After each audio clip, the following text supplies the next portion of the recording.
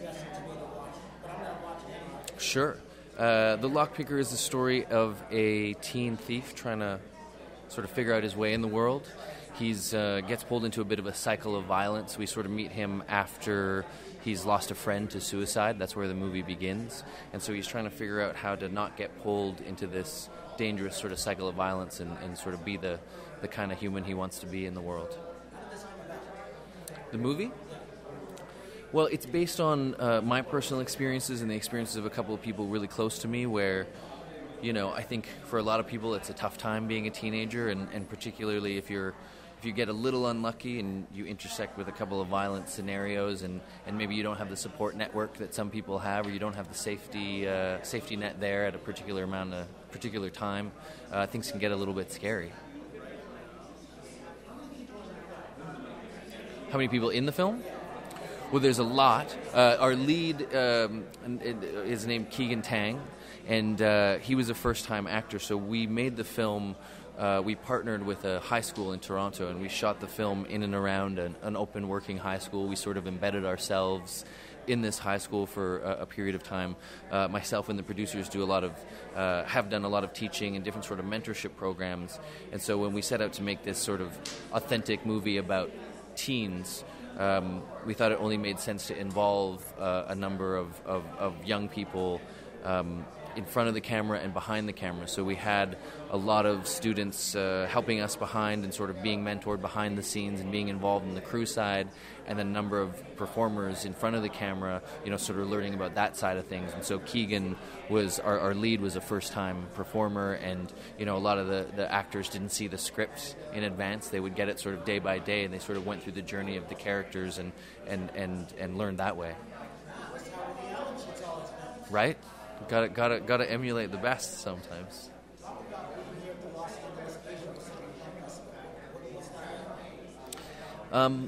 It's pretty magical. It's pretty magical for a lot of reasons. To be at this point, sharing the film with new audiences, and you know, just the magic of seeing this crazy idea that you had that a few short months ago you were trying to convince people that it might work, and especially with this sort of non-traditional production methodology that we had, and sort of involving first-time students and working with a high school, and then to be able to share it with a new audience is pretty incredible, and particularly with this kind of community, and being able to see other filmmakers and some of these stories featuring characters that maybe look like you a little more than you're used to, or have life experiences that are similar to yours that you're not used to seeing.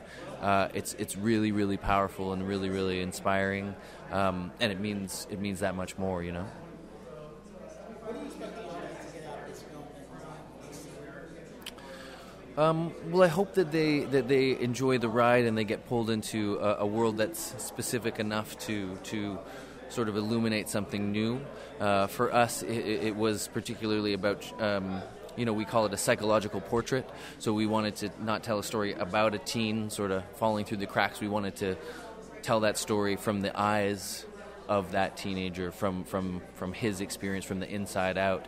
And so I'm hoping that people can get a little bit of an understanding of what that might look like, and perhaps that it's not only bad people who do bad things. Sometimes good people get put into scary situations, and sometimes some bad choices come to the forefront, or some bad options come to the forefront, and just to sort of illuminate that for some people, so that hopefully we sort of carry that with us when we're out there in the world, and sort of maybe have a different kind of understanding, or for a moment we might have a little more pause or a little more empathy for somebody that's in a tough situation.